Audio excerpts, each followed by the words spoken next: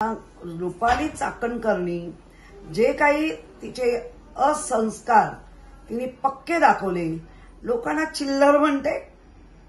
अहो, चिल्लर आणि थिल्लर ह्या बाई आहे असं आता लोक उघड उघड बोलायला लागले. आणि अशा चिल्लर थिल्लर बाईला ही लोक जर अध्यक्ष म्हणून ठेवत असतील किंवा त्यांच्यावर कुठलाच दाब नसेल एका पक्षाचा किंवा एका संस्काराचा, तर मला वाटतं महाराष्ट्र कुठे चाललंय. त्यामुळे महाराष्ट्रातल्या ज्या महिला आहेत, ज्या लाडक्या महिला आहेत, ज्या पीडित महिला आहेत, 100% रुपाली चाकणकरांकडनं त्यांना न्याय मिळणारच नाही. कारण ज्या सदस्या होत्या त्या सांगतात वर्ष 6 महिने या खुर्चीत बसत नव्हत्या, फक्त फोनवरना व्हॉट्सअपवरना किंवा ऑन कॉल काय म्हणतात त्याच्यावरना फक्त करत होत्या. मग जर यांना खुर्चीत बसायची पण वेळ नसेल तर यांना रिकामे करा.